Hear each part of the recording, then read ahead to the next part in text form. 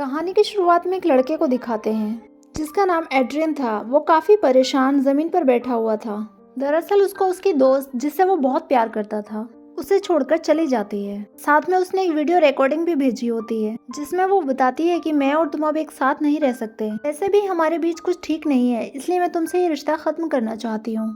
अब एड्रियन उसका ये मैसेज सुन के बहुत ज्यादा परेशान हो जाता है क्योंकि वो उसको बहुत ज्यादा पसंद करता था। अब वो एक बार में चला जाता है जहाँ पर वो खूब शराब पीता है। अब उसने इतनी ज्यादा शराब पी ली थी कि अब वो अपने होश में भी नहीं रहता। अब उसे चला भी नहीं जाता। तभी उसे संभालने के लिए बाहर में काम करने वाली एक लड़की आती है जिसका नाम फेबियाना होता है। एड्रियन अपनी गाड़ी भी नहीं चला पा रहा था, इसीलिए फेबियाना उसे अपने घर ले जाती है। अब जब सुबह को वो उठता है तो वो फेबियाना से बात किए बगैर ही अपने घर चला गया था। अब ये बात फेबियाना को बहुत अजीब लगती है। वो सोचती है कि मैंने इसकी इतनी मदद की और इसने मुझे थैंक यू तक नहीं कहा। अब उसी शाम एड्रियन को अपनी गलती का एहसास हो जाता है कि उसे फेबियाना का शुक्रिया अदा करना चाहिए था। अब शाम को जब बार में वो फेबियाना से मिलने जाता है तो जल्दी उनकी दोस्ती हो जाती है क्योंकि वो अकेला भी था और उसे एक दोस्त की भी जरूरत थी। अब उनकी दोस्ती इतनी अच्छी हो गई थी कि फेबियाना जल्दी एड्रियन के घर में शिफ्ट हो जाती है। उन दोनों का एक अलग ही रिश्ता शुरू हो गया था। वो दोनों एक दूसरे को पसंद करने लगे थे। एक सुबह जब फेबियाना बाथरूम में खड़ी ब्रश कर रही थी तो उसे वॉश बेसिन से किसी की आवाज आती है और वो कान लगाकर सुनने की कोशिश करती है तो उसे कुछ समझ नहीं आता। जब फेबियाना वापस आती है तो टेबल पर कुछ चीजों को बिखरा हुआ देखती है और जब वो उन्हें उठाने ही लगती है कि तभी एड्रियन वहां आ जाता है जो कहता है कि प्लीज इन सब चीजों को हाथ नहीं लगाना। इतनी ही देर में दरवाजे की बेल बजती है। जब ये देखते हैं तो बाहर 2 पुलिस ऑफिसर आए थे जो एड्रियन की पहली गर्लफ्रेंड के बारे में पूछ रहे थे जो 2 दिन से गायब थी। उन ऑफिसर्स को एड्रियन पर शक था कि उसने उसे मारकर कहीं घर में न छुपा दिया हो, मगर एड्रियन अब उनको उसका वीडियो मैसेज दिखाता है जिसमें वो उससे ब्रेकअप करती है। अब ये देखकर ऑफिसर्स वहां से चले जाते हैं। इन 2 ऑफिसर्स में से एक फेबियाना का दोस्त होता है और वो उससे पूछता है कि तुम्हें इस आदमी के साथ रहकर क्या सब ठीक लग रहा है। उसकी पुरानी दोस्त को गायब हुए सिर्फ 2 ही दिन हुए हैं और तुम्हारी उससे इतनी अच्छी दोस्ती हो गई, और कहता है कि तुम इस आदमी से जरा बचकर रहो, मुझे कुछ ठीक नहीं लग रहा। अब फेबियाना भी ये सारी बातें सुनकर सोचने लगी थी, मगर एक तरफ फेबियाना के मन में लालच होता है कि वो एड्रियन की तरह ही अमीर खूबसूरत लड़का चाहती थी जिसके साथ रहकर वो सारी जिंदगी गुजारे। फिर चाहे जो भी कुछ भी कहे वो एड्रियन के साथ रहने का फैसला करती है। अब कुछ दिन ऐसे ही गुजर जाते हैं। एड्रियन के घर में फेबियाना के साथ कुछ अजीब बातें होने लगती हैं। एक दिन जब वो नहा रही थी तो शावर से अचानक से गर्म पानी निकलना शुरू हो गया जिससे उसकी बॉडी जल जाती है। अब एक रात जब वो टब में बैठी थी तब पानी अचानक से हिलने लगता है जिसे देखकर वो अब और ज्यादा डर गई थी और उसे लगने लगता है कि एड्रियन के घर में किसी आत्मा का साया है। अब जब इसके बारे में वो एड्रियन को बताती है तो उसे उसकी बातों पर यकीन नहीं आता। वो उससे कहता है कि मेरे घर में ऐसा कुछ नहीं है। अब एक दिन फेबियाना को एक चेन में चाबी मिलती है जिसको उसने गले में पहन लिया था और उसे एक लॉकेट के तौर पर उसे पहनना बहुत अच्छा लग रहा था। तभी अचानक से घर की लाइट बंद हो जाती है। फेबियाना नीचे से किसी की आहट को महसूस कर रही थी, तभी उस पर कोई अटैक कर देता है। थोड़ी ही देर में एड्रियन भी आ जाता है। अब वो फेबियाना को नीचे से उठाकर बैठाता है और उसको पानी देता है। अब फेबियाना बहुत ज्यादा डरी हुई थी। वो उससे कहता है कि देखो डरो नहीं, जिसने तुम पर हमला किया है वो कोई इंसान नहीं बल्कि मेरा डॉग है जो यहीं पर रहता है, इसलिए तुम्हें डरने की कोई जरूरत नहीं है। अगले दिन एड्रियन को पुलिस ऑफिसर की कॉल आती है और कहते हैं कि हमें एक लाश मिली है और हमें शक है कि वो तुम्हारी एक्स गर्लफ्रेंड की है और तुम्हें आकर चेक करना होगा। अब जब ये दोनों देखने जाते हैं तो एड्रियन उसे देखकर कहता है कि नहीं, ये मेरी दोस्त की लाश नहीं है, जिस बात पर फेबियाना थोड़ा घबरा गई थी और वो नाराज हो जाती है।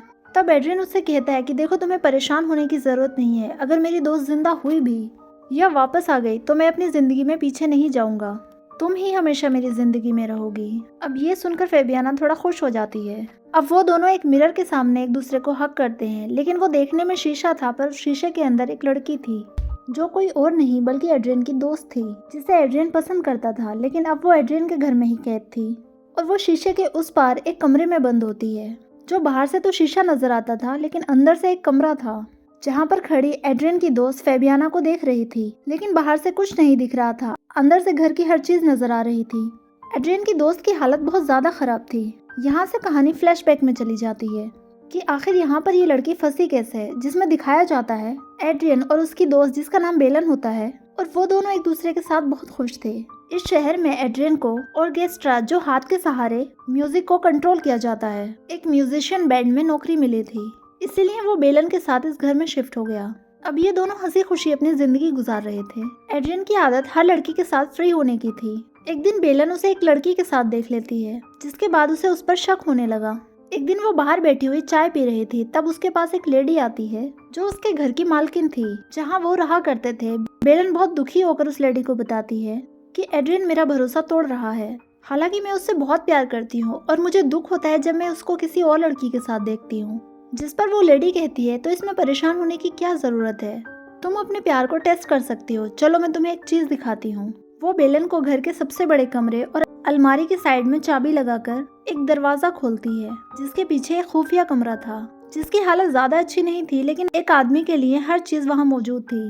वो लेडी बताती है कि मेरे हस्बैंड आर्मी में थे, इसलिए उन्होंने अपने लिए ये खुफिया कमरा बनवाया। और तुम एड्रियन के प्यार को टेस्ट करना चाहती हो, तो तुम उससे अपना रिश्ता खत्म करके 2 या 3 दिन तक रह सकती हो। इससे तुम्हें पता भी चल जाएगा कि वो तुमको प्यार करता भी है कि नहीं, और तुम्हारी कितनी परवाह है। बेलन को उसका यह आइडिया अच्छा लगता है और अब वो अपने सारे सामान को पैक करके एड्रियन के लिए वो वीडियो मैसेज रिकॉर्ड करती है कि मैं तुमको छोड़कर जा रही हूँ, और खुद को आकर इस कमरे में बंद कर लेती है। अब कुछ देर के बाद बेलन को याद आता है कि जिस चाबी से ये कमरा खुलता है, वो चाबी बाहर ही रह गई। बेलन बहुत ज्यादा परेशान हो गई और अब वो जल्दी से एड्रियन को कॉल करके ये सब बताना चाहती थी, मगर फोन में सिग्नल्स भी नहीं थे। अब अंदर से खड़ी बेलन सब देख पा रही थी और वो एड्रियन को बहुत आवाजें भी देती है। अब ना तो उसकी आवाज बाहर जाती है और ना वो उसको देख पाता है। बाहर खड़े इंसान को सिर्फ शीशा ही नजर आता है। बेलन अंदर पूरी तरह से फंस चुकी थी। एड्रियन, जो कि बाहर बैठा था, उसे याद कर कर रो रहा था, और ये वही सीन था जो हमने कहानी के शुरू में देखा। मगर एक दिन के बाद ही एड्रियन को फेबियाना मिल गई, और ये देखकर बेलन और ज्यादा दुखी हो जाती है। वो सोचती है कि एड्रियन तो मुझसे बहुत ज्यादा प्यार करता था, तो मुझे ऐसे धोखा कैसे दे सकता है। मुझे लगा था कि मेरे गायब होने के बाद उसे मेरी बहुत परवाह होगी, मगर ऐसा कुछ भी नहीं हुआ। तो एड्रियन की दोस्त बेलन यहाँ इस तरह से कैद हो गई। अब कहानी फिर से प्रेजेंट में आती है। बेलन अंदर से सब कुछ देख पा रही थी। वो फेबियाना को देखती है, जो सुबह उठकर बाथरूम में ब्रश करने जाती है, जिसे फिर से वॉश बेसिन से कुछ आवाजें आ रही थी। और यहाँ हमें पता चलता है कि वो आवाजें किसी और की नहीं बल्कि बेलन की थी, जो अक्सर ऐसा बोलकर फेबियाना को परेशान किया करती थी, क्योंकि एड्रियन की जिंदगी में उसकी जगह फेबियाना ने ले ली थी। और वो ऐसे ही उसे परेशान करने के लिए बाथरूम के पानी को कभी ठंडा कर देती, कभी गर्म। और इन सब बातों से फेबियाना तंग आ गई थी, और वो एड्रियन को बताती है कि तुम्हारे घर में भूत है, तुम मेरी किसी बात को समझते क्यों नहीं। लेकिन एड्रियन को उसकी किसी बात पर यकीन नहीं आता। एक दिन फेबियाना जब घर पर अकेली थी, तो वॉश बेसिन में पानी भर के कहती है कि बताओ तुम कौन हो, कोई आत्मा हो। और दूसरा सवाल करती है कि या कोई इंसान। तभी पानी वाइब्रेट होने लगता है, और हम देखते हैं कि उस खुफिया कमरे में बेलन पानी के पाइप पर किसी चीज को जोर जोर से मार रही थी, जिससे पानी वाइब्रेट होने लगता है। फेबियाना को इस बात का अंदाजा हो गया था कि इस घर में जरूर कोई इंसान है जो मुसीबत में फंसा हुआ है, जो उसे देख सकता है। अब जब वो कमरे में जाती है, तब उधर एड्रियन का डॉग था, जो शीशे पर जोर जोर से स्क्रैच कर रहा था, क्योंकि एक डॉग ही था जो जानता था कि बेलन इस शीशे के पीछे फंसी हुई है। उसे ये सब देखकर पता चल गया था कि एड्रियन की दोस्त इस शीशे के पीछे फंसी है और उसे मदद की जरूरत है। इसके बाद जब वो कमरे में अलमारी चेक करती है, तो उसे एक लॉक मिल जाता है, जो एक चाबी से खुल सकता था, उसी चाबी से जो उसने गले में लॉकेट समझकर पहनी थी।